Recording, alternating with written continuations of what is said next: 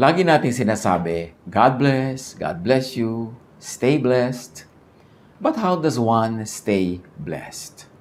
Paano nga ba talaga tayong mananatili na nasa path of blessing? At yan ang ating pag-aaral ngayon, stay blessed. Psalm 1, 1-6, ang walang kamatayang Psalm chapter 1, isa sa mga paboritong chapters in the whole Bible. Blessed is the one who does not walk in step with the wicked, or stand in the way that sinners take, or sit in the company of mockers, but whose delight is in the law of the Lord, and who meditates on his law day and night. That person is like a tree planted by streams of water, which yields its fruit in season, and whose leaf does not wither. Whatever they do prospers. Not so the wicked. They are like chaff that the wind blows away. Therefore the wicked will not stand in the judgment, nor sinners in the assembly of the righteous. For the Lord watches over the way of the righteous, but the way of the wicked leads to destruction. Words pregnant with meaning, hitik na hitik, punong-puno ng mga karunungan, kaalaman, yan ang mga kagalingan pag nagbabasa ka ng mga sinaunang mga compositions. Because it takes a lifetime para makaproduce ka ng mga latik ng karunungan. Napakaraming niyog na kailangang kudkurin, gatain at lutuin para makagawa ng konting latik. Ganyan din yung mga kasabihan ng matatanda, lalong-lalo itong wisdom books sa Bible. Isa-isahin natin at hanapan ng leksyon sa buhay natin itong Psalm chapter 1, bukod dun sa mga dati na nating nalaman at dating natanto. Psalm 1, verse 1. Blessed is the one who does not walk in step with the wicked, or stand in the way that sinners take, or sit in the company of mockers. So ang tinutukoy dito, the wicked, the so-called sinner, the mocker versus God, or God's moral law. Ang una siyempreng papasok sa ating isipan pagka merong wicked, sinner, or mocker, ang binibreak niya God's moral law. Yung bang law of what is right or wrong. But remember, moral law is not always equated with religious law. Hindi lahat ng religious law correct. Hindi lahat ng religious law tama. Pero yung moral law ng Diyos, yung tama, tama, yung mali, mali. So, differentiate moral law from religious law. Yung moral law, yun yung universal law of God of what is good and what is bad. Samantalang yung mga religions, all religions of the world, may mga sarili sila mga ginawang conventions of what is right and wrong. And most of those conventions are attuned to their values, to the needs of the times, even to their politics. So, ang gawin natin ngayong reading, that the wicked, the sinner, and the mocker is that who is against God's moral law and natural law. Ito isang extended reading and interpretation. Kasi magtataka yung iba, bakit po sumusunod naman ako sa God's moral law? I always do what is good, I prevent doing what is bad. Pero hindi pa rin yata ako blessed kasi may nawawala sa equation that God has two types of laws. One is the moral law, yung talagang covered by morality clauses of what is right and wrong. And then there is the natural law. Ibang-ibang province ito, ibang-ibang usapan. Kasi yung natural law, for instance, yung leon, kakainin niya yung usa, bad ba yun? Bad yun kung usa ka, pero kung leon ka, good yun, kasi yan ang talagang itinakdang pagkain nila. So, merong natural law, merong moral law. Merong mga taong, yes, good, na ibinibigay ko yung pagkain ko sa mga mahihirap, sa mga kapuspalad, pero pag hindi ko pinakain ng sarili ko, aandar din yung natural law na madedeprive ako, magiging undernourished ako, at pwedeng mauna pa ako mamatay kaysa doon sa mga taong maralita na pinapakain ko. So, dapat sinusunod mo yung moral law at yung natural law. That being settled, we can proceed. Napakahalaga na ating isipin na Ang pagpapakilala ng Diyos, yung sa kanyang moral law, which is encoded in religious scriptures. Kaya lang nga, many different religious scriptures also differ in what is right and what is wrong. So, meron pang isang magandang pagkakakilala sa Diyos, and that is through natural law. Dahil definitely, kung ang mga religious laws ay pwedeng pakialaman ng tao, pwede nilang i-edit o pwede nilang i-slant sa kanilang mga biases, nobody can slant natural law. Talagang God ang may gawa niyan at walang pwedeng makialam. Therefore, it is a pure image of God. Romans 1:20, for since the creation of the world, God's invisible qualities, His eternal power and divine nature had been clearly seen, being understood from what has been made, so that people are without excuse. So sinasabi, lalong malinaw ang pagpapakilala ng Diyos sa kanyang puso, sa kanyang isip, sa kanyang pagiging Diyos sa pamamagitan ng mga nilikha niya, natural creation. Therefore, God could be known through natural law.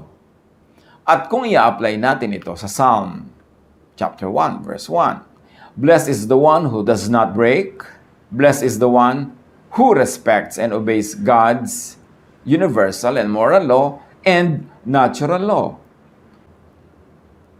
Psalm 1:2, but whose delight is in the law of the Lord, and who meditates on His law day and night. Blessedness daw na ikatuwa mo, ipagdiwang mo, ipagbunyi mo ang law of the Lord. Yung moral law, na kung yung tama sa Diyos, agree ka rin, tamang-tama sa'yo. Yung ayaw ng Diyos, ayaw mo rin, blessed ka. Kesa nakikipagtunggali ka na yung ayaw ng Diyos ang gusto mo at yung gusto ng Diyos ayaw mo, paano ka mabe-bless nun? So yung moral law, mahalaga, agree ka dyan, pero dinagdagan nga natin yan ng isang angle ng natural law. Blessed ka kung nagde-delight ka rin, nagbubunyi, natutuwa at sumusunod sa natural law. Meaning, para ka umani, magtanim ka. Para ka matulog ng mahimbing, linisin mo ang iyong konsyensya. Para ka lumusog, kumain ka ng tama, magpahinga ka. Sinusunod mo rin ang natural law. Blessed ka nun. Kasi maraming tao, they struggle to really, and they strive very hard to obey God's moral law. At doon pasado sila. Pero they fail sa pag-respect sa God's natural law. Kaya nagkakasakit pa rin sila, nalulugi pa rin sa negosyo, nasusunugan, kung ano na nangyayari, kasi meron pang natural law. Hindi mo nang pwedeng i-override yung natural law by just obeying the moral law. Kailangan sabay. Ang pag-override mo sa natural law, miracle yon. At hindi law yung miracle. Siya ay exception, hindi siya yung rule. Now, blessed is the one who meditates on and think deeply about. Blessed is the one who delight on and agree with and celebrate God's moral and natural law.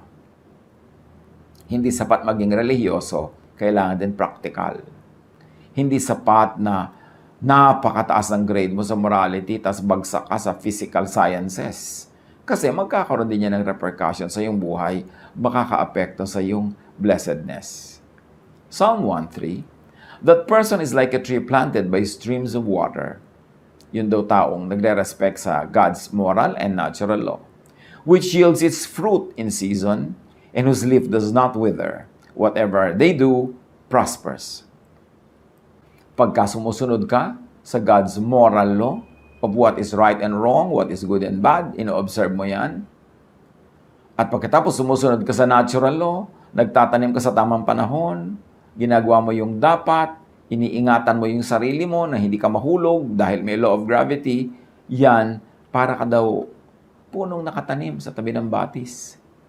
Ano man ang mangyari, nakasawsawang yung ugat sa tubig, napapainom ang halaman, mamumunga, laging sariwa mga dahon, at ito ang blessedness. Huwag kang lalayo sa streams of water. Yung streams of water na yon, moral water and physical water. Yung natural water and spiritual water. Pareho mo dapat magkasabay na ino-observe ang mga bagay na yan para patuloy tayong maging blessed. People who understand, appreciate, obey, and enjoy obeying God's moral and natural laws become and remain prosperous. Psalm 1 verse 4, not so the wicked. They are like chaff that the wind blows away.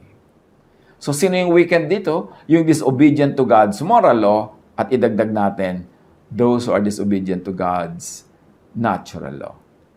It's a form of wickedness to disobey natural law because God is also the author of moral and natural law. Pareho lang dapat yan iginagalang. So pagka the wicked ka, para kang balat ng palay na walang laman, magaan, nililipad-lipad ng hangin kahit saan na lang dalhin. Walang direksyon, walang bigat, walang timbang, walang halaga. The wicked have no roots or anchor or stability. The wicked have no directed growth to fruitfulness, and they have no sure path to prosperity. And remember, this is not only the wicked in moral terms, but also the wicked in terms of not obeying, not respecting natural law. Hindi sapat na relihiyoso ka, hindi sapat na spiritual na moral ka, kailangan din nakasubmit ka to physical laws, to the natural law of creation. Psalm 1, 5-6. Therefore the wicked will not stand in the judgment, nor sinners in the assembly of the righteous. For the Lord watches over the way of the righteous, but the way of the wicked leads to destruction. Non-adherence, disobedience to God's moral and natural laws have automatic consequences. At yan ang dagdag na angle sa pag-aaral natin ngayon ng Psalm chapter 1 na hindi lang yung sa moral kundi sa natural and physical din sa pagsunod sa mga batas ng Diyos, nandun ang blessedness. Galatians 6:7, if you think you can fool God, you're only fooling yourselves. You will harvest what you plant. And apply this spiritually, apply this physically, practically. Kailangan kung ano yung gusto mong anihin, yun ang itatanim. Ano gusto mong umani ng peace of mind? Anong itatanim mo sa iyong brain, sa iyong utak? The peaceful thoughts. Alam nga naman magkaroon ka ng peaceful sleep. Ang itinanim mo dyan, puro bad news, lalo fake news, lalo yung mga hysterically bad news. Paano ka magkaka-peace? Gusto mo ng peace in the Lord. Nangako na nga siya na, I will never leave you, I will never forsake you, I will always take care of you. Tapos ang lagi mong iniisip, mga nakaka-torture na idea ng mga end times, na according to Matthew 24, tapos na nga. Pero gusto mo pang hindi pa tapos, gusto mo mangyayari pa lang, ninenervyos ka tuloy. So ang bunga ay gulo kasi ang tanim ay gulo. Both physical and spiritual pagtatanim ang pinag-uusapan natin. Yung ang gusto mo, ang ani mo, masagana ka, marami kang pera pag lockdown, marami kang savings kahit magkaroon ng quarantine. Anong tanim mo? Nagtanim ka ba ng pagsisikap? Nagtanim ka ba ng sipag? Nagtanim ka talaga ng diskarte? Nagtanim ka ng pagtitipon, pag-iimpok?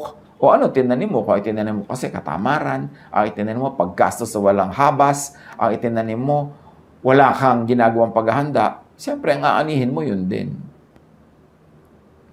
O anong itinatanim mo emotionally sa iyong puso? Pag-ibig sa kapwa. O di ang aanihin mo rin pag-ibig. Kung hindi ka man ibigin ng taong exactly na inibig mo, may ibang iibig sa iyo kasi ang itinanim, aanihin. Pero kung wala ka namang itinatanim, tapos aasahan mo, aani ka nun, paano mangyayari yon? That's why blessed is the man who walks not in the counsel of the wicked. At yung wickedness na yon, kahit spiritual, kahit scientific. Merong scientific wickedness yung hindi mo nire-respect ang law of science. Hindi ka kumakain ng tama, hindi ka natutulog ng husto, tapos gusto mo malusog ka. He cannot be blessed that way. You have to do it spiritually and physically, naturally and spiritually, sabay. For survival, growth, and fruitfulness, know God's universal moral law as taught by Jesus, and as taught by others, but filtered through Jesus and affirmed by Jesus. Ano bang tama? Anong mali? Siyempre, Jesus is Lord of Lords. By Him, everything should be measured. He is in the center of everything. He is the one who holds everything together. So, isipin mo, ano ang mali at tama? Yung sabi ni Jesus. Kasi siya ang Lord of Lords. Siya ang nabuhay na muli. Siya ang ating Savior. Pag may sinasabi ang ibang religious persons, Pag may sinasabi ang ibang chapters, verses, na kontra sa sinasabi ni Jesus, dapat hindi ka malito kung kanino ka dapat sumunod. Ngayon, yung marami namang mga ibang teachers, ibang verses, ibang chapters, ibang books, may mga katuroan din kung anong tama, sundin. Basta pumapasa sa Jesus filter. Basta nag-a-agree sa katuroan ni Jesus. Pag may disagreement, dapat alam mo kung kanino ka loyal, kay Jesus. Siya naman ang namatay para sa atin. Siya naman ang nabuhay na muli. Siya naman ngayon ang ating eternal friend and Savior. So, kanino ka dapat maging loyal? Wala dapat confusion. Marami rin naman mga teachings kahit ng mga ibang religions na pag pinadaan mo kay Jesus, pasado, o di pwedeng i-apply kasi dadaan sa Jesus filter. Pero marami rin ang mga Christian church teachings pag pinadaan mo talaga kay Jesus, maraming hindi papasa. Kasi malupit, kasi unkind, unloving. So, si Jesus pa rin ang dapat nating sundin kung gusto nating talagang mabless. Know and obey God's natural law as well. Huwag natin pagkontrahin yung God's spiritual laws at saka yung God's natural laws. Kasi God lang ang parehong author niyan. Siya lang mag-isa, wala nang iba, so kailangan nating sundin pareho. Keep space for occasional time and chance din naman. Hindi naman laging natural law na pag may ginawa kayo ng bunga, kung minsan ginawa mo, tas na iba yung bunga o hindi na bunga, sabi yan sa Ecclesiastes 9:11-13, time and chance. Meron daw talagang kung minsan ay dinadat na ng alat sa buhay. I saw other things in this life that were not fair. The fastest runner does not always win the race. The strongest soldier does not always win the battle. Wise people don't always get the food. Smart people don't always get the wealth. Educated people don't always get the praise they deserve. When the time comes, bad things can happen to anyone. Sabi ng ibang verses, time and chance happens to all. At sabi ng iba pang mas direct na verses, sometimes people go through bad luck. Or bad luck can happen sometimes. So generally, know, appreciate, obey God's will expressed in Jesus-filtered moral law and natural law. Idinidiin natin yung Jesus-filtered kasi hindi lahat ng moral and religious laws pasado kay Jesus. Merong mga expired na dahil dumating na si Jesus. So, huwag na ipagpilitan yon. Meron naman mga luma pero pasado pa rin, loving pa rin, kind ng application, tuloy dapat yon. But remember, ito ang source ng kabiguan, ng frustration ng maraming relihiyoso. They are very religious. They are very fastidious and strict in obeying moral laws, pero pinapabayaan nila ang pagsunod sa natural law. Hindi nila ginagawa yung practical. Hindi ginagawa yung dapat na hinihingi ng kalikasan, so natatalo sila in that aspect. Kahit anong dasal ang gawin mo para ka pumasa sa isang exam, kung hindi mo ginawa yung natural law, hindi mo sinunod na nag-aral ka, tapos tinandaan mo talaga yung pinag-aralan mo, tapos hindi ka nagpahinga before the exam, kaya yung katawan mo wala sa kondisyon, kahit magdasal ka na magdasal, hindi yun automatic na papasa ka. Ngayon, kung pumasa ka dahil sa dasal, miracle. Pero ba't ka naman aasa sa miracle? Bihira mangyari yon, tsaka hindi mo alam kung kailan yun magte-take effect. So, gawin mo yung mas madali, yung mas natural, yung mas under your control, obey natural law.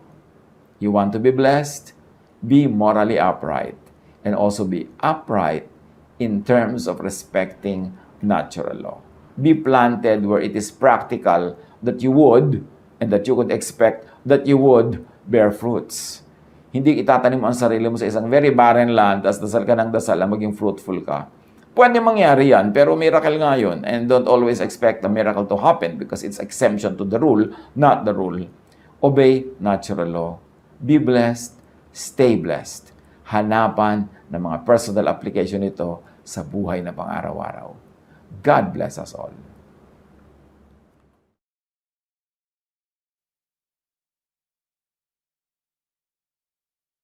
Do not forget to subscribe.